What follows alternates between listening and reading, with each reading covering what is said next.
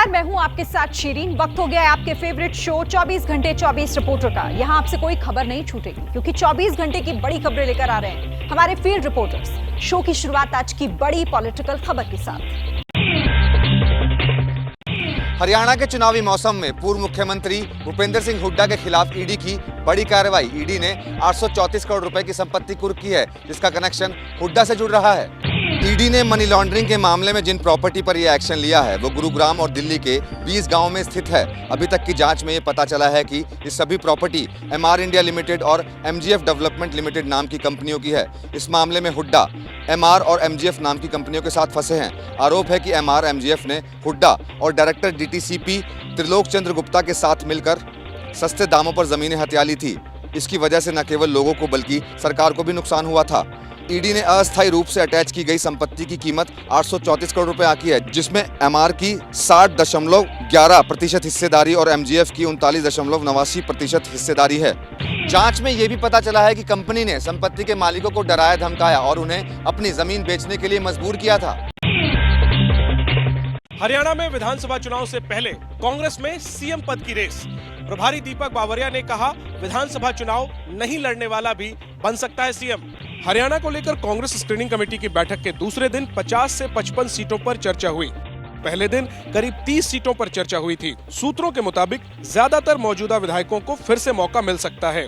पहले दिन की बैठक के बाद हरियाणा कांग्रेस के प्रभारी दीपक बावरिया ने सांसदों के चुनाव नहीं लड़ने की बात कही थी। 24 घंटे बाद बावरिया ने कहा, विधानसभा चुनाव नहीं लड़ने वाला भी सीएम बन सकता है। कोई भी व्यक्ति अपने आप को प्रस्तुत कर सकता है सीएम के तौर पे कि जिसके पास विधायक दल के में से किसी न किसी का समर्थन रहता है और कांग्रेस हाईकमान का आशीर्वाद रहता है। दरअसल सिरसा से सांसद कुमारी सैलजा विधानसभा चुनाव लड़ना चाहती हैं। सैलजा दलित हैं। कांग्रेस दलित वोटर्स को नाराज नहीं करना चाहती, इसीलिए चुनाव बाद सीएम का फैसला होने की बात कही जा रही है।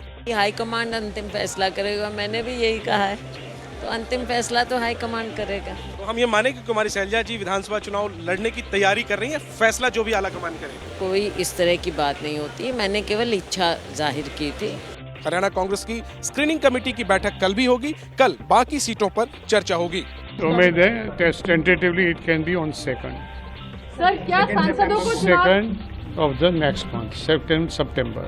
लोकसभा चुनाव में शानदार प्रदर्शन करते हुए 5 सीटें जीतने वाली कांग्रेस को हरियाणा विधानसभा चुनाव में सरकार बनाने की उम्मीद है, लेकिन कांग्रेस के सामने चुनौती गुटबाजी रोकने की है। हरियाणा में टिकटों के मंथन को लेकर भाजपा कोर कमेटी की 6 घंटे तक चली बैठक। सूत्रों का दावा है कि करीब 1 दर्जन विधायकों के कट सकते हैं टिकट। बीजेपी कोर ग्रुप की बैठक से पहले धर्मेंद्र प्रधान के घर सीएम नायब सिंह सैनी और केंद्रीय मंत्री मनोहर लाल खट्टर पहुंचे। उसके बाद सभी नेता कोर ग्रुप की बैठक में शामिल हुए। सूत्रों के मुताबिक राज्य की सभी 90 सीटों पर चर्चा हुई। हर सीट पर 3-3 नामों के पैनल तैयार किए गए। अब पैनल को केंद्रीय चुनाव समिति की बैठक में रखा जाएगा। अब बीजेपी सीसी सिंगल नामों पर मुहर लगाएगी। केंद्रीय नेतृत्व को अवगत कराया है जो प्रदेश की टीम ने सारा। अब केंद्रीय जो नेतृत्व है सेंट्रल पार्लियामेंट्री बोर्ड में वो फाइनल मोहर लगेगी। कोर ग्रुप की बैठक में हरियाणा के दिग्गज नेताओं ने अपनी अपनी बात कही। सूत्रों के मुताबिक बीजेपी राव इंद्रजीत सिंह की बेटी को टिकट दे सकती है। कुलदीप बिश्नोई के बेटे भव्य बिश्नोई को फिर से टिकट मिल सकता है। करीब 1 दर्जन विधायकों के टिकट कट सकते हैं। 2 मंत्रियों के भी टिकट काट सकती है बीजेपी। सूत्रों का दावा है कि हरियाणा में तीसरी बार सरकार बनाने के लिए भारतीय जनता पार्टी करीब 2 दर्जन युवा चेहरों पर लगा सकती है दांव। वक्फ बिल को लेकर बनाई गई संसद की संयुक्त कमेटी की दूसरी बैठक कल। बैठक में बिल पर स्टेक होल्डर से की जाएगी चर्चा। दूसरी बैठक में जेपीसी वक्फ बिल से जुड़े स्टेक होल्डर से चर्चा की शुरुआत करेगी। कल होने वाली बैठक में उत्तर प्रदेश सुन्नी सेंट्रल वक्फ कमेटी के प्रतिनिधियों को बुलाया गया है। यूपी सुन्नी सेंट्रल वक्फ कमेटी के सदस्य नए वक्फ बिल पर अपनी बात जेपीसी के सामने रखेंगे। सुन्नी सेंट्रल वक्फ कमेटी के सदस्य जेपीसी को बताएंगे कि उन्हें बिल के किन प्रावधानों से दिक्कत है। राजस्थान के मुस्लिम बोर्ड के प्रतिनिधि भी कल जेपीसी की बैठक में शामिल होंगे। राजस्थान मुस्लिम बोर्ड के प्रतिनिधि भी संसदीय समिति के सामने अपनी बात रखेंगे। इस मीटिंग में ऑल इंडिया सुन्नी जमीयतुल उलेमा मुंबई और Indian Muslim for civil right यानी IMCR दिल्ली के प्रतिनिधि भी अपना पक्ष रखेंगे। जेपीसी की दूसरी बैठक में मुस्लिम धर्मगुरुओं और स्कॉलर से मिली सलाह और सुझावों पर भी चर्चा होगी। 22 अगस्त को संसद की संयुक्त कमेटी की पहली बैठक हुई थी। इस बैठक के दौरान अल्पसंख्यक मंत्रालय के अधिकारियों ने वक्फ के नए बिल को लेकर प्रेजेंटेशन दिया था। हिमाचल प्रदेश की बिगड़ती माली हालत के बीच सीएम सुखविंदर सिंह सुक्खू ने बड़ा फैसला लिया। 2 महीने तक वेतन भत्ते नहीं लेंगे सुक्खू और उनके मंत्री। हिमाचल सरकार की खराब आर्थिक स्थिति का असर दिखने लगा है। सरकार को खर्चे और वेतन के लिए मुश्किल का सामना करना पड़ा तो सीएम सुक्खू ने विधानसभा में बड़ा ऐलान कर दिया। मुख्यमंत्री सुक्खू और उनके मंत्री अगले 2 महीने तक वेतन भत्ते नहीं लेंगे। हिमाचल सरकार के मुख्य संसदीय सचिव भी 2 महीने तक वेतन भत्ते नहीं लेंगे। अलग अलग निगमों बोर्डों के चेयरमैन भी 2 महीने तक वेतन भत्ते नहीं लेंगे। मुख्यमंत्री ने सभी विधायकों से भी स्वेच्छा से वेतन भत्ते स्थगित करने की अपील की है। 2 महीने तक ना पे लेंगे, ना टीए लेंगे, ना दिए लेंगे। प्रदेश की आर्थिक स्थिति को खराब करने में कांग्रेस की सरकार ने कोई कसर नहीं। मुख्यमंत्री ने विधानसभा में बताया कि हिमाचल के एनपीएस के लगभग 9,000 करोड़ रुपए से ज्यादा केंद्र सरकार के पास फंसे हुए हैं। वहीं केंद्र से जीएसटी का हिस्सा भी नहीं मिला है, जिससे हिमाचल की आमदनी कम हो गई है। जयपुर में अपनी फरियाद लेकर आए एक शख्स ने कांग्रेस विधायक रफीक खान पर कर दिया हमला। आरोपी को पुलिस ने पकड़ लिया है। जयपुर में बनी पार्क स्थित अपने घर से जब कांग्रेस विधायक रफीक खान निकलने लगे और गाड़ी में बैठने लगे तो अचानक एक युवक उन पर झपट पड़ा। उसने विधायक के गिरेबान पर हाथ डाल दिया, उन्हें मुक्का मारा और उन्हें गिराने की कोशिश करने लगा। ये देखकर मौके पर मौजूद विधायक के समर्थकों ने उस शख्स की जोरदार पिटाई कर दी। हमला करने वाले की पहचान विकास जाखड़ के रूप में हुई है, जो कि सीआरपीएफ का पूर्व जवान है और अपनी फरियाद लेकर आया था, लेकिन सुनवाई नहीं होने पर उसने विधायक पर ही हमला बोल दिया। इस घटना के बाद पुलिस बुलाई गई, जिसने आरोपी को गिरफ्तार कर लिया। रफीक खान जयपुर की आदर्श नगर विधानसभा सीट से कांग्रेस के विधायक हैं और विधानसभा में कांग्रेस के चीफ व्हिप भी हैं। राहुल गांधी ने खेल दिवस के मौके पर एक दिलचस्प वीडियो जारी किया है और इस वीडियो में राहुल गांधी मार्शल आर्ट के गुर सिखाते हुए नजर आ रहे हैं। राहुल गांधी ने अपने सोशल मीडिया पर 8 मिनट का ये वीडियो शेयर किया है। इसमें राहुल गांधी एक मार्शल आर्ट सेशन में हिस्सा लेते दिख रहे हैं और बच्चों को मार्शल आर्ट की बारीकियां भी बता रहे हैं। फिर अपने विरोधी को चारों खाने चित्त करते हुए भी नजर आए। इस वीडियो में वो ये कहते भी सुने जा सकते हैं कि आइकिडो में ब्लैक बेल्ट और जुजुत्सु में ब्लू बेल्ट।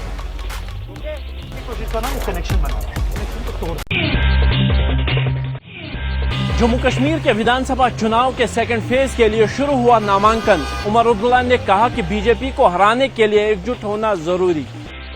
दूसरे चरण में जम्मू कश्मीर विधानसभा की 26 सीटों पर मतदान होगा। वोटिंग 25 सितंबर को होगी।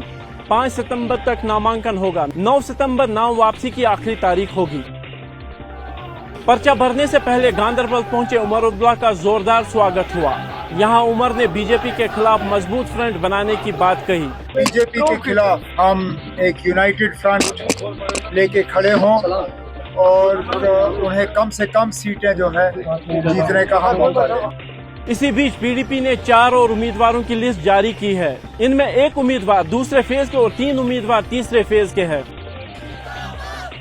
टिकट बंटवारे पर कार्यकर्ताओं की नाराजगी के बीच जम्मू कश्मीर बीजेपी के अध्यक्ष रविंदर रैदा ने कहा कि पार्टी कार्यकर्ताओं की नाराजगी को दूर कर लिया जाएगा। इच्छा चाहत तो बहुत सारे साथियों की हो सकती है। मुझे विश्वास है सब मिलकर एक होकर राष्ट्र हित में, पार्टी हित में कार्य करेंगे। कांग्रेस से गठबंधन को लेकर नेशनल कॉन्फ्रेंस पीडीपी के निशाने पर है। उमर ने कहा कि महबूबा चुनाव से दूर रहने का दिखावा कर रही है। वडोदरा में बाढ़ और बारिश के बीच फंसे लोगों के लिए आर्मी के जवान देवदूत बनकर के सामने आए। उन्होंने 3 दिन से फंसे लोगों को बचाया। इस बीच पानी के साथ में बहकर के मगर भी घरों तक पहुंच गए। इन तस्वीरों से आपको वडोदरा में जल प्रलय का अंदाजा लग जाएगा। विश्वामित्री नदी का पानी इतना बढ़ गया कि पानी के अंदर रहने वाले मगरमच्छ लोगों के घरों तक आ गए। अकोटा स्टेडियम की ये तस्वीरें सोशल मीडिया पर वायरल हो गईं। जब तक इस मगरमच्छ से छुटकारा मिलता तब तक एक और मगरमच्छ की दहशत लोगों के बीच फैल गई। आनन फानन में वन विभाग की टीम को बुलाया गया। महाराजा सयाजीराव यूनिवर्सिटी के परिसर से एक और मगरमच्छ का रेस्क्यू किया गया। वडोदरा के कई इलाके अब भी पानी की मार झेल रहे हैं। खासकर निचले इलाकों में दिक्कतें ज्यादा हैं। लोगों की जिंदगी पर पानी कैसे हावी हुआ, इसकी एक और तस्वीर सामने आई। हरणी समा लिंक रोड पर एक शख्स पानी की तेज धार में बह गया, उसे बचाया नहीं जा सका। वडोदरा में स्टेट रिस्पांस टीम के साथ ही आर्मी ने मोर्चा संभाला। देवदूत बनकर आए जवानों ने कई लोगों का रेस्क्यू किया। ये सभी लोग साम्राज्य सोसाइटी में फंसे हुए थे। आर्मी के 3 कॉलम रेस्क्यू ऑपरेशन चला रहे हैं। पूरे दिन इसी तरह ऑपरेशन चला। गुजरात सरकार की ओर से कहा गया कि बुधवार तक 6000 से ज्यादा लोगों का रेस्क्यू किया गया है। जमा हुए पानी में महामारी ना फैले, इसके लिए सीएम ने केमिकल के छिड़काव के निर्देश दिए हैं। वडोदरा, अहमदाबाद और सूरत में नगर निगम की टीमें तैनात की जा रही हैं। वडोदरा ही नहीं, बाढ़ और बारिश की वजह से गुजरात के कई इलाकों में हालात खराब हैं। मुसीबत के नए अलर्ट के बीच सैलाब में कई जिंदगियों की डोर टूट गई। गुजरात के द्वारका की ये तस्वीरें जिसने भी देखी वो दंग रह गया। पानी के बीच हेलीकॉप्टर आया और धीरे धीरे रस्सी के जरिए लोगों का रेस्क्यू ऑपरेशन शुरू हुआ। इसी तरह पोरबंदर में भी बाढ़ जैसे हालात के बीच जिंदगी की डोर को हेलीकॉप्टर ने सलामत रखा। भारतीय महिला टीम की क्रिकेटर राधा यादव भी अपने परिवार के साथ बाढ़ में फंस गई थी। एनडीआरएफ की टीम ने उन्हें रेस्क्यू किया। भारी बारिश का अलर्ट पहले से था, लेकिन इतना पानी बरसेगा ये किसी ने नहीं सोचा था। गुजरात के कई जिले डूबे नजर आए। एक जान को बचाने की जद्दोजहद जारी है। अभी यहाँ पर आप देख सकते हैं आर्मी की एक टीम भी पहुंची है। आप तस्वीर में देख सकते हैं आर्मी की मदद गुजरात सरकार को केंद्रीय सरकार ने भेजी है। उसमें से एक टीम अभी आप देख सकते हो ऐसे जाम रावल में पहुंची है। गुजरात के जामनगर में सैलाब ने शहर के विकास को चुनौती दी। पटाना पटिया से चांगा तक ट्रैफिक रोकना पड़ा क्योंकि सड़क ही बह गई। 900 से ज्यादा सड़कें बंद हैं। कहीं सड़क तो कहीं पुल। बारिश और बाढ़ ने किसी को नहीं बख्शा। वडोदरा में तो अस्पतालों में मरीज भी फंस गए। ऑक्सीजन सिलेंडर के साथ स्ट्रेचर पर मरीज को बचाया गया। भारी बारिश की वजह से गुजरात में 140 बांध ओवरफ्लो हो चुके हैं। 24 नदियां खतरे के निशान को पार कर चुकी हैं। मौसम विभाग ने कच्छ, देवभूमि द्वारका, जामनगर के साथ साथ मोरबी, राजकोट, जूनागढ़, गिर सोमनाथ समेत दूसरे जिलों के लिए अब भी बारिश का अलर्ट जारी किया है। सैलाब के बीच गुजरात में 18,000 से ज्यादा लोगों का रेस्क्यू किया जा चुका है। प्रधानमंत्री नरेंद्र मोदी ने मुख्यमंत्री भूपेंद्र पटेल से फोन पे बात करके हालात का जायजा भी लिया है। गुजरात ही नहीं, देश के कई और राज्यों में बारिश ने हाल बेहाल किया। 18 राज्यों में बारिश का अलर्ट जारी हुआ। देश में मॉनसून का रिवर्स गियर लग चुका है। हरियाणा के जींद में सुबह लोगों को सड़क पर तालाब के दर्शन हो गए। बारिश के बाद इतना पानी भर गया कि चलना मुश्किल हो गया। पानी के बीच हादसे नई बात नहीं है, लेकिन कुछ लोग खुद हादसों को न्योता देते हैं। राजस्थान के सिरोही में कुछ लोग ऐसे थे जो पानी की तेज धार के बीच जान जोखिम में डालकर अपने पशुओं को नदी पार करवा रहे थे। पांव फिसलता तो हादसा हो सकता था।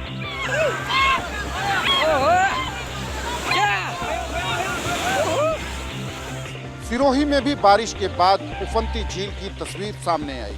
माउंट आबू में इस बार जमकर बारिश हुई। बीते 24 घंटे में 61 मिलीमीटर बारिश हो गई। यूपी के भी कई इलाके पानी की मार झेलने को मजबूर हैं। बस्ती में सरयू नदी का प्रकोप दिखाई दिया।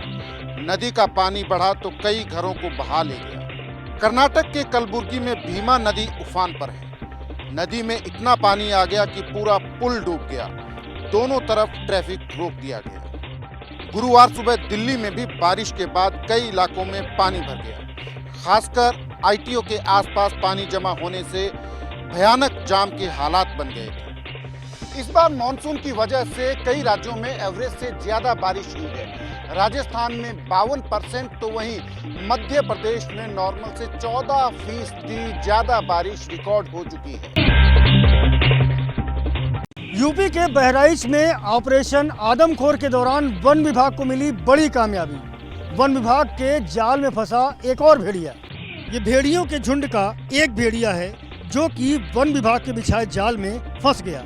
वन विभाग की टीम को ये बड़ी कामयाबी हाथ लगी है। इस भेड़िए समेत वन विभाग अब तक पूरे इलाके में 4 भेड़ियों को पकड़ चुका है। हालांकि इस झुंड के 2 भेड़ियों की तलाश अब भी जारी है। ये वो भेड़िया नहीं है जो कि लंगड़ा कर चलता है। भेड़िए को ट्रैंक्विलाइज भी करना पड़ा था क्योंकि वो थोड़ा रेजिस्टेंस था।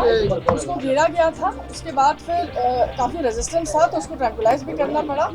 वन विभाग के अधिकारी बता रहे हैं कि बारिश से मान के भीतर पानी भर जाने से शायद ये भेड़िए अपने क्षेत्र से दूर हो गए हैं। जो इंसिडेंस परसों हुआ था उसमें जो है वो काफ़ी दूर निकल गया था, करीब 10-15 किलोमीटर दूर अपने हैबिटेट से, जहां अभी आज हम लोकेट किए हैं, तो वो हम लोग के लिए थोड़ा चैलेंज हो जाता है। आदमखोर भेड़ियों के पीछे 15 स्पेशल टीमें दिन रात जंगलों की खाक छान रही हैं। आदमखोर भेड़िए अब तक 9 लोगों की जान ले चुके हैं और लगभग 30 गाँवों में इनकी दहशत फैली हुई है। कटनी में नाबालिग और बुजुर्ग महिला से मारपीट के केस में एक्शन, तत्कालीन जीआरपी थाना प्रभारी समेत 6 सस्पेंड। नाबालिग और बुजुर्ग महिला से मारपीट का वीडियो वायरल होने के बाद सवाल उठे तो मोहन यादव सरकार एक्शन में आई। सीएम मोहन यादव ने एक्स पर पोस्ट कर बताया कि मारपीट के 6 आरोपियों को सस्पेंड किया गया है। मामले की जांच के लिए कमेटी बनाई गई है। कांग्रेस को हर मुद्दे पर राजनीति नहीं करनी चाहिए। मध्य प्रदेश में इस तरह की घटना किसी के लिए भी अनुमति लायक नहीं है, पर सबसे पहले जांच होनी चाहिए। जो दोषी होगा उस पर सख्त कार्रवाई होगी। थाने में हुई मारपीट के इस मामले को लेकर कांग्रेस अटैकिंग मोड में है। जीतू पटवारी ने कटनी जाने की तैयारी शुरू की तो सरकार ने कटनी में धारा 163 लगा दी। कांग्रेस मांग कर रही है कि मारपीट के आरोपियों के घर पर बुलडोजर चलाया जाए। मध्य प्रदेश में बीजेपी की सरकार है, जहां दलित अत्याचार की राजधानी बन गई। कटनी में बुजुर्ग महिला और नाबालिग से मारपीट का वीडियो सोशल मीडिया पर वायरल हुआ था। वीडियो वायरल होने के बाद कांग्रेस मोहन यादव सरकार को घेर रही है।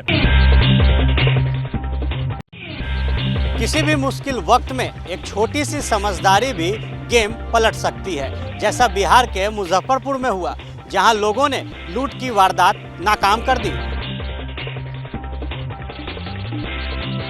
हथियारों से लैस 3 लुटेरे एक बाइक से आए और उनमें से 2 किराना स्टोर में घुस गए।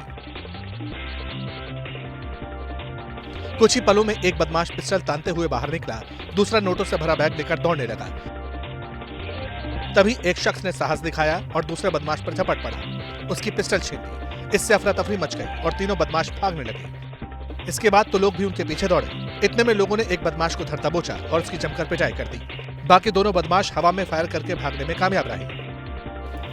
बिहार के मुजफ्फरपुर में हुई ये घटना सीसीटीवी कैमरे में कैद हो गई। जिस बदमाश को लोगों ने पकड़ा उसकी इतनी पिटाई हुई कि इलाज के लिए अस्पताल में भर्ती कराना पड़ा। अब बाकी दोनों बदमाशों की तलाश जारी है। प्रयागराज में नकली नोट छापने वाले मदरसे पर कसा शिकंजा। इंटेलिजेंस ने भी शुरू की जांच। अवैध मदरसे पर चल सकता है योगी सरकार का बुलडोजर। नकली नोट छापने की फैक्ट्री बना जामिया हबीबिया मदरसा 1940 से चल रहा था। 84 साल पुराने इस मदरसे का रजिस्ट्रेशन नहीं है, न ही मदरसे के लिए मान्यता ली गई है। अल्पसंख्यक कल्याण विभाग ने 2 साल पहले इसे भी अवैध मदरसों की लिस्ट में शामिल करते हुए रिपोर्ट भेजी थी। सूत्रों के मुताबिक अवैध मदरसे को प्रशासन जल्द ही सील कर सकता है। जांच के बाद मदरसे पर बुलडोजर भी चल सकता है। लोकल इंटेलिजेंस यूनिट ने भी मदरसे की जांच शुरू कर दी है। इन नकली नोटों को प्रयागराज के एक मदरसे में ही छापा जाता था। नकली नोटों का ये खेल पिछले कई महीनों से चल रहा था। इसमें कुल 4 लोग शामिल थे। एलआईयू की टीम ने मदरसे पहुंचकर क्लर्क मोहम्मद अतीक और व्यवस्थापक तौसीफ से पूछताछ की। इंटेलिजेंस ब्यूरो भी मदरसे की छानबीन कर रहा है। सूत्रों के मुताबिक एनआईए और यूपी एटीएस मदरसे को मिली विदेशी फंडिंग की जांच कर सकती है। गिरफ्तार किए गए कार्यवाहक प्रिंसिपल से लगातार पूछताछ की जा रही है। ये पता लगाने की कोशिश की जा रही है कि मदरसा संचालकों के तार कहां-कहां से और किस-किस से जुड़े हुए थे। आरजीकर अस्पताल में हुई दरिंदगी के बहाने कांग्रेस ने ममता बनर्जी सरकार के खिलाफ खोल दिया मोर्चा। आज कोलकाता में कांग्रेस ने प्रोटेस्ट मार्च निकाला। झंडे, पोस्टर, नारे, बैनर और सड़कों पर मार्च करता नेताओं कार्यकर्ताओं का ये हुजूम। कोलकाता में आरजीकर मेडिकल कॉलेज की डॉक्टर के साथ रेप और हत्याकांड के मामले को लेकर आज कांग्रेस पूरी तैयारी के साथ सड़कों पर उतरी। कांग्रेस का ये प्रोटेस्ट मार्च कॉलेज स्क्वायर से लेकर श्याम बाजार के बीच निकाला गया। श्याम बाजार वही इलाका है जहां आरजीकर मेडिकल कॉलेज अस्पताल है, जहां लेडी डॉक्टर के साथ वो वारदात हुई। इस प्रोटेस्ट मार्च में कांग्रेस नेता अधीर रंजन चौधरी भी शामिल हुए, जिन्होंने रेप मर्डर की वारदात के बहाने सीधे सीएम ममता बनर्जी पर हमला बोला। ममता बनर्जी की खुद अगुवाई में सारी स्थितियां खराब हो रही है, क्योंकि ममता बनर्जी सबको अनदेखी कर रहे हैं। लेडी डॉक्टर से दरिंदगी के मामले ने ममता बनर्जी सरकार पर दबाव बढ़ा दिया है। बीजेपी भी बड़ा प्रोटेस्ट कर चुकी है। अब तो कांग्रेस भी सड़कों पर उतर आई है। बीजेपी ने पश्चिम बंगाल में गृह युद्ध होने जैसे हालात पैदा होने की आशंका जताई है। बीजेपी के नेताओं ने राज्यपाल से मुलाकात करके उन्हें अपनी चिंता बताई। बीजेपी नेता केंद्रीय मंत्री और पश्चिम बंगाल बीजेपी के अध्यक्ष सुकांता मजूमदार की अगुवाई में राज्यपाल से मिले। उन्होंने राज्यपाल से कहा कि राज्य में गृह युद्ध जैसी स्थिति पैदा होने वाली है। गवर्नर साहब को हमने बताया कि बंगाल में लॉ एंड ऑर्डर मेंटेन करने के लिए जो करना चाहिए आप करिए। बंगाल की जनता बहुत आज से आपकी तरफ देख रही है। 16 डेज हो गया है, सीबीआई क्या कर रहा है? क्या कर रहा है CBI? Governor should first resign. BJP लगातार इस मुद्दे पर आक्रामक रुख अपनाए हुए है। कोलकाता में धरना भी शुरू कर दिया गया है।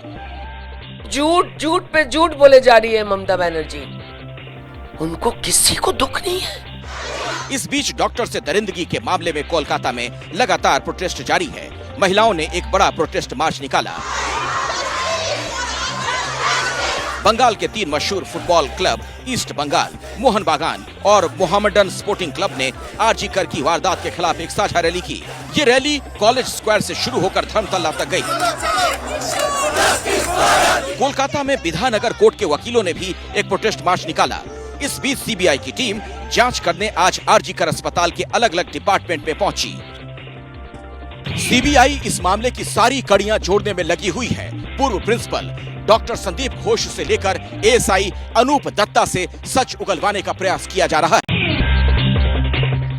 रायबरेली में दलित युवक की हत्या के केस में राहुल गांधी ने लगाया बड़ा आरोप। मुख्यमंत्री योगी आदित्यनाथ को पत्र लिखकर कहा कि मास्टरमाइंड को बचाया जा रहा है। ये वो चिट्ठी है जो राहुल गांधी ने रायबरेली के दलित युवक अर्जुन पासी हत्याकांड में यूपी के सीएम योगी आदित्यनाथ को लिखी है। राहुल ने लिखा, 7 नामजद अभियुक्तों में से 6 अभियुक्तों की गिरफ्तारी हो चुकी है, परंतु घटना के मुख्य अभियुक्त विशाल सिंह को अभी तक गिरफ्तार नहीं किया गया है। परिवार के सदस्यों और अन्य ग्रामवासियों द्वारा मेरे संज्ञान में ये भी लाया गया है कि विशाल सिंह को राजनैतिक संरक्षण प्राप्त है, जिस कारण उसकी गिरफ्तारी नहीं हो रही है। राहुल गांधी के संसदीय क्षेत्र रायबरेली में 11 अगस्त को एक दलित अर्जुन पासी की गोली मारकर हत्या कर दी गई थी। राहुल गांधी 20 अगस्त को मृतक के परिवार वालों से मिलने गए थे। तब भी उन्होंने कहा था कि मास्टरमाइंड को बचाया जा रहा है। ये जो मास्टरमाइंड है जिसने करवाया है उसके खिलाफ कोई कार्रवाई नहीं हो रही है। छोटे छोटे लोगों को पकड़ रहे हैं। दलित युवक अर्जुन पासी नाई का काम करते थे। बाल कटवाने के पैसे मांगने पर कुछ लोगों ने अर्जुन पासी को गोली मार दी थी। दिल्ली में बीजेपी अध्यक्ष से मिली कंगना रनौत। नड्डा ने कंगना को दी नसीहत। कंगना पर सिमरनजीत सिंह मान का विवादित बयान। करीब 40 मिनट तक जेपी नड्डा ने कंगना रनौत से मुलाकात की। सूत्रों के मुताबिक जेपी नड्डा ने कंगना से कहा कि वो पार्टी लाइन से अलग बयान नहीं दें। नड्डा ने आगे से कंगना को सावधानी बरतने की हिदायत दी। इस बीच पूर्व सांसद सिमरनजीत सिंह मान ने कंगना पर अभद्र टिप्पणी की। रेनॉल्ड साहब को रेप का तो बहुत तजर्बा है, उनसे आगे पूछ सकते हैं कि कैसे होता है रेप। रेप की भी धमकियां दे रहे हैं, तो इस तरह से वो मेरी आवाज नहीं दबा सकते। किसान क्रांति जिंदाबाद जिंदाबाद। कंगना के बयान पर विरोध जारी है। मेरठ में बीकेयू किसान क्रांति के बैनर तले कंगना के खिलाफ प्रदर्शन हुआ। प्रदर्शनकारियों ने कमिश्नरी चौराहा पर कंगना का पुतला फूंका। कांग्रेस नेता हनुमंत राव ने कंगना के खिलाफ पुलिस शिकायत दर्ज कराई है। हनुमंत राव ने कंगना पर नेता प्रतिपक्ष राहुल गांधी के लिए असंसदीय भाषा का इस्तेमाल करने का आरोप लगाया है। सिद्धुदुर्ग में छत्रपति शिवाजी महाराज की प्रतिमा गिरने पर अपनी ही सरकार के खिलाफ सड़क पर उतरी अजीत पवार वाली एनसीपी। जय शिवाजी जय भवानी के नारों के बीच अजीत पवार गुट वाली एनसीपी ने आज अपनी ही सरकार के खिलाफ प्रदर्शन किया। सिंधुदुर्ग में छत्रपति शिवाजी महाराज की प्रतिमा गिरने पर अपनी ही गठबंधन सरकार के खिलाफ मोर्चा खोलने वाली एनसीपी मामले की जांच और दोषियों पर एक्शन की मांग कर रही है। सामने चुनाव है और छत्रपति शिवाजी महाराज का मुद्दा मराठी गौरव से जुड़ा है, इसलिए अजीत पवार गुट कोई जोखिम नहीं लेना चाहता। हालांकि विपक्षी पार्टियां इसे दिखावा बता रही हैं। छत्रपति शिवाजी महाराज ने बनाया हुआ जो सबसे उनका प्यारा गढ़ किला था उसके ऊपर की, तो भ्रष्टाचार हुआ है उसमें। इसी बीच सीएम शिंदे ने इस मुद्दे पर नौसेना के अधिकारियों और अपने दोनों डिप्टी सीएम के साथ बैठक की। बैठक के बाद छत्रपति शिवाजी महाराज की प्रतिमा गिरने के कारणों का पता लगाने के लिए कमेटी बनाने का ऐलान किया। कमेटी में नौसेना और महाराष्ट्र सरकार के अधिकारी शामिल होंगे। छत्रपति शिवाजी महाराज की नई भव्य प्रतिमा बनाने के लिए विशेषज्ञों की कमेटी भी बनाई जाएगी। छत्रपती शिवाजी महाराज ही आपली श्रद्धा आहे, यावर राजकारण करू नये। तर छत्रपती शिवाजी महाराज हे माझं आराध्य दैवत आहे आपल्या सगळ्यांचं। त्यांच्या पायावर एकदा नाही 100 वेळा डोकं ठेवायला मी तयार आहे। राजकोट किले पर बुधवार को हुए बवाल को लेकर मालवन पुलिस ने 42 लोगों के खिलाफ केस दर्ज किया है। राजकोट पर फॉरेंसिक की टीम जांच के लिए भी पहुंची। क्या नाटो ने यूक्रेन को बड़े बड़े हथियारों की सप्लाई से तौबा कर लिया है? नाटो के 2 सदस्यों ने कहा यूक्रेन को वेपन्स नहीं दे सकते।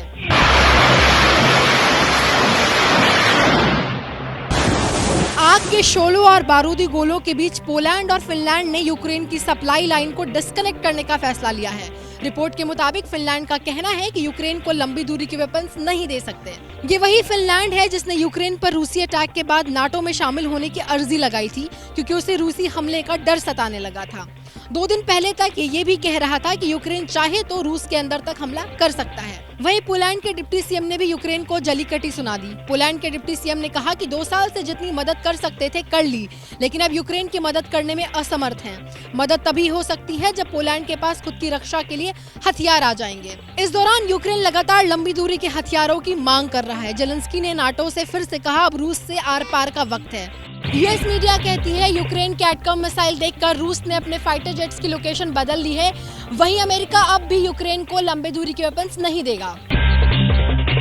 क्या दुनिया में चेर्नोबिल जैसा एक और न्यूक्लियर डिजास्टर हो सकता है? रूस ने दावा किया है कि यूक्रेन की मिसाइलें उसके न्यूक्लियर प्लांट में गिर सकती है। ग्लोबल लीडर्स के दौरे के बाद भी हालात संभले नहीं हैं। रूस के बॉर्डर एरिया में इन दिनों बारूद की बारिश थमने का नाम नहीं ले रही। यूक्रेन की तरफ से धड़ाधड़ गोले बरसाए जा रहे हैं। रूस और यूक्रेन दोनों वॉर जोन को लेकर नए दावे करते हैं। इस बीच इंटरनेशनल एटॉमिक एनर्जी एजेंसी के चीफ के दौरे ने नई आशंकाओं को जन्म दिया।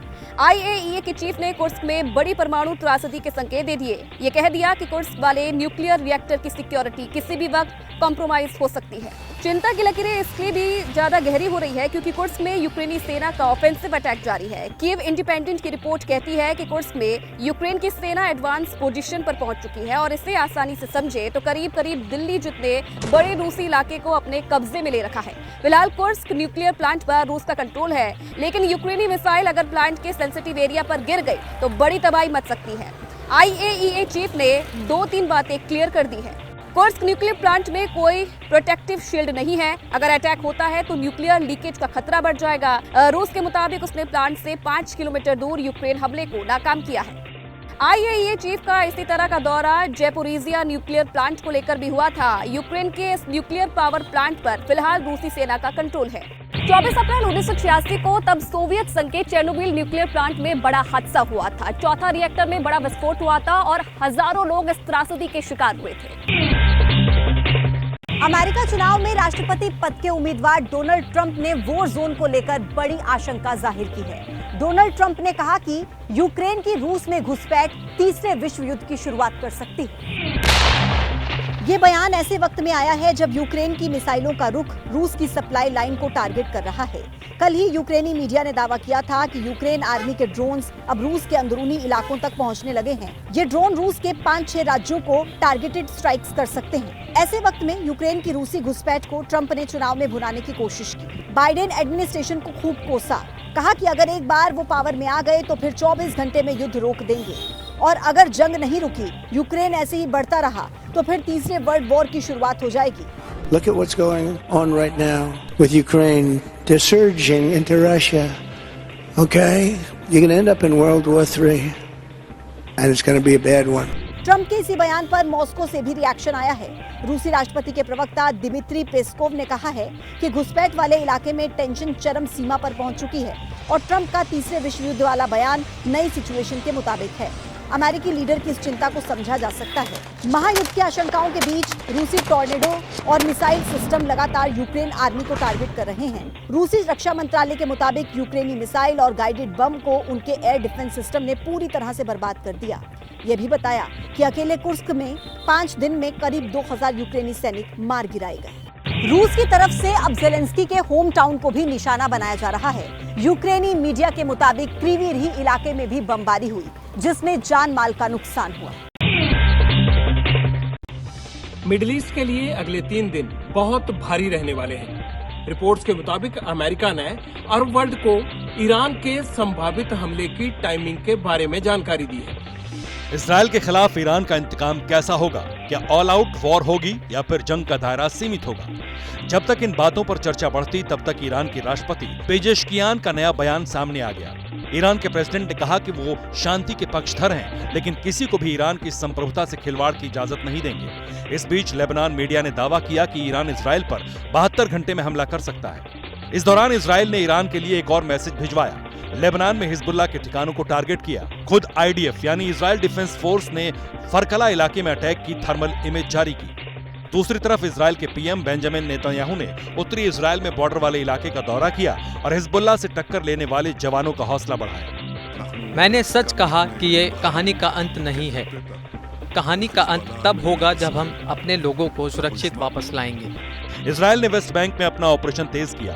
लगातार दूसरे दिन एंटी टेररिस्ट ऑपरेशन के नाम पर अपने D9 बुलडोजर्स को दौड़ाया। कई बिल्डिंगों को मलबे में तब्दील कर दिया। कुछ इलाकों में कर्फ्यू का ऐलान कर दिया गया।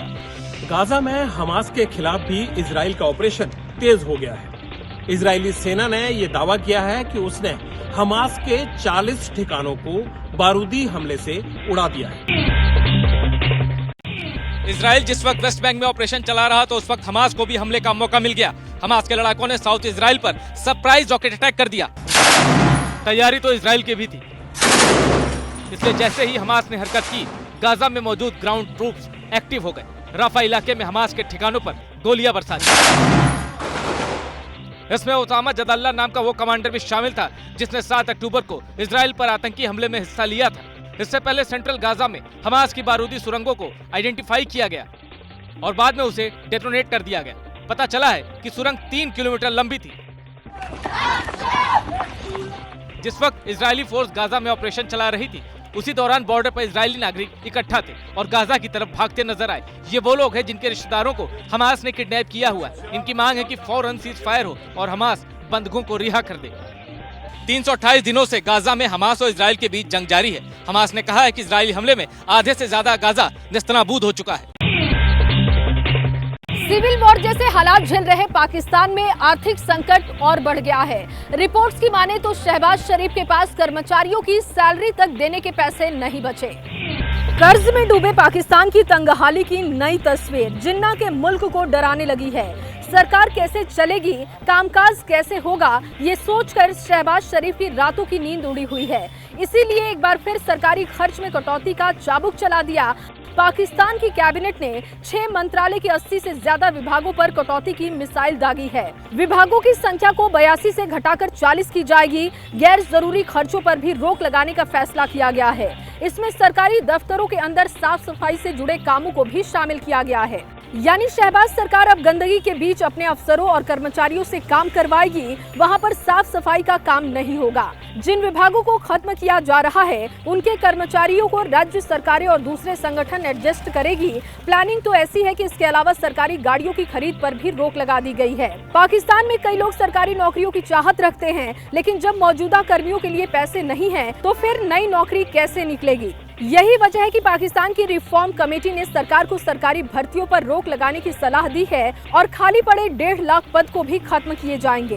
पाकिस्तान पर अरबों डॉलर का लोन है। बार बार पाकिस्तान IMF से बेल आउट पैकेज की मांग करता रहता है, लेकिन शरीफ है कि दिन में ही सपने देखते हैं और कहते हैं कि भारत को इकोनॉमी में पछाड़ देंगे।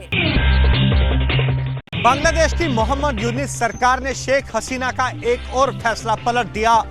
बांग्लादेश के सबसे बड़े इस्लामिक संगठन से बैन हटाया। जमाते इस्लामी ने कहा भारत से स्थिर संबंध चाहते हैं। ये वही संगठन है जिसे शेख हसीना की सरकार ने आतंकी गतिविधियों में शामिल होने के चलते प्रतिबंधित कर दिया था। लेकिन यूनिस सरकार ने कहा कि बांग्लादेश जमात इस्लामी के दहशतगर्दी से जुड़े होने के कोई सबूत नहीं मिले। इसी दौरान जमात इस्लामी के चीफ शफीकुल रहमान का बयान सामने आया। जिसमें उसने कहा कि उनकी पार्टी भारत से स्टेबल रिलेशन चाहती है, लेकिन दिल्ली को ढाका से उचित दूरी बनाकर रखनी होगी। इन सारी बातों के बीच यूनिस की लीडरशिप वाली अंतरिम सरकार ने शेख हसीना और उनके परिवार के खिलाफ मोर्चा खोल दिया है। पुराने केस खोलने के बाद अब 2009 वाले Sheikh Mujibur Rahman family members security वापस लेने का फैसला किया। इससे शेख हसीना के परिवार को मिलने वाले सारे स्टेट बेनिफिट खत्म हो जाएंगे। दूसरी तरफ ढाका के अदालत ने हसीना सरकार में रहे 8 मंत्रियों और 6 सांसदों के विदेश जाने पर रोक लगा दी। एंटी करप्शन कमीशन की अपील पर यह ऑर्डर जारी हुआ। शेख हसीना के तख्ता पलट के बाद से बांग्लादेश में उथल पुथल का दौर जारी है। अब खालिदा जिया की पार्टी ने भी सरकार से तय सीमा के अंदर चुनाव कराने की मांग की है। चंपाई सोरेन की जासूसी के आरोप पर झारखंड में सियासत गर्म। जेएमएम ने बीजेपी पर सूबे को बदनाम करने का लगाया आरोप। झारखंड पुलिस ने प्रेस रिलीज जारी कर सफाई दी है। कहा है पुलिस ने झारखंड में पूर्व सीएम चंपाई सोरेन की जासूसी नहीं कराई थी। बीजेपी आरोप लगा रही है कि झारखंड पुलिस की स्पेशल ब्रांच के 2 अधिकारियों ने दिल्ली दौरे पर आए चंपाई सोरेन की जासूसी की। इन अधिकारियों ने चंपाई सोरेन से मिलने वालों की फोटो खींची। चंपाई के सचिव की शिकायत पर इन दोनों को दिल्ली पुलिस की टीम ने कस्टडी में लेकर पूछताछ की थी। ये कलकत्ता से भी वो लोग फॉलो कर रहा था, तो वहाँ का मैनेजमेंट उसको वो होटल में बोलता आप इस तरह से किसी का बिना इजाजत से आपको फोटो नहीं लेना चाहिए। चंपाई सोरेन 30 अगस्त को बीजेपी में शामिल होंगे। उन्होंने जेएमएम की सदस्यता, मंत्री पद और विधायकी से इस्तीफा दे दिया है। चंपाई के जासूसी के आरोपों पर जेएमएम बीजेपी को घेर रही है। भारतीय जनता पार्टी बहुत गंदी राजनीति कर रही है, बहुत ओछी हरकत कर रही है। झारखंड विधानसभा चुनाव से पहले चंपाई सोरेन का झारखंड मुक्ति मोर्चा छोड़ना पार्टी के लिए बड़ा झटका माना जा रहा है। हालांकि जेएमएम का कहना है कि चंपाई के जाने से उन्हें कोई नुकसान नहीं होगा। ठंड के मौसम में प्रदूषण को रोकने के लिए एक्शन में दिल्ली सरकार। प्रदूषण आउट ऑफ कंट्रोल हुआ तो आर्टिफिशियल रेन की तैयारी। अक्टूबर के बाद दिल्ली में प्रदूषण का स्तर बढ़ना शुरू होता है। इसे काबू करने के लिए दिल्ली सरकार ने विंटर एक्शन प्लान पर काम शुरू कर दिया है। आज इसके लिए एक्सपर्ट्स की मीटिंग हुई। मीटिंग में महत्वपूर्ण विभागों के अधिकारी शामिल हुए। दिल्ली सरकार ने अपने सभी विभागों को एक्शन प्लान बनाने को कहा है। 5 सितंबर को फिर से ज्वाइंट मीटिंग होगी। आज की बैठक में वर्क फ्रॉम होम को प्रमोट करने का सुझाव आया। प्रदूषण रोकने के लिए व्हीकल रिस्ट्रिक्शन का सुझाव आया। ऑफिस टाइम बदलने का भी सुझाव आया। इन सभी सुझावों पर अगली बैठक में चर्चा होगी। साथ ही प्रदूषण रोकने के लिए आर्टिफिशियल रेन के विकल्प पर भी चर्चा हुई। हमने ये निर्णय लिया है कि पिछली बार हमने जो प्रयास किए थे उसमें समय कम होने की वजह से परमिशंस की दिक्कतें आई थी। इस बार हमने निर्णय लिया है, कल हम केंद्रीय पर्यावरण मंत्री जी को चिट्ठी लिखने जा रहे हैं। दिल्ली सरकार का दावा है कि पिछले साल 206 दिन AQI अच्छी कैटेगरी में रहा। यही वजह है कि इस साल भी पोल्यूशन को कंट्रोल करने के लिए पुख्ता तैयारियां पहले से की जा रही हैं। गौतम अडानी एक बार फिर से भारत में सबसे अमीर शख्सियत बन गए। अरबपतियों की लिस्ट में मुकेश अंबानी दूसरे नंबर पर हैं।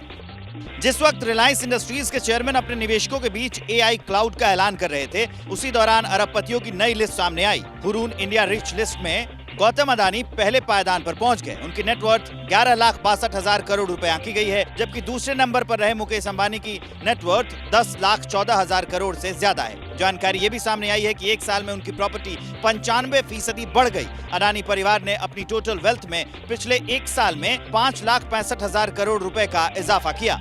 हुरून इंडिया रिच लिस्ट 2024 के मुताबिक हिंडनबर्ग के आरोपों के बाद भी गौतम अडानी एंड फैमिली ने पिछले साल की तुलना में संपत्ति में बहुत बड़ी ग्रोथ हासिल की। रिपोर्ट के मुताबिक भारत में अरबपतियों की संख्या बढ़कर 334 तक पहुंच गई है। 13 साल पहले हुरून लिस्ट की शुरुआत से अब तक इसमें 6 गुना बढ़ोतरी हुई है। जनवरी 2023 में हिंडनबर्ग रिसर्च ने अडानी ग्रुप को लेकर एक रिपोर्ट पब्लिश की थी। रिपोर्ट के बाद अडानी ग्रुप के शेयरों में भारी गिरावट देखने को मिली थी, लेकिन बाद में इसमें रिकवरी आ गई। 24 घंटे 24 रिपोर्टर में आज के लिए फिलहाल इतना ही। कल रात 9:40 पर फिर होंगे हाजिर। तब तक के लिए देश दुनिया की खबरों के अपडेट के लिए आप जुड़े रहिए ABP न्यूज के साथ।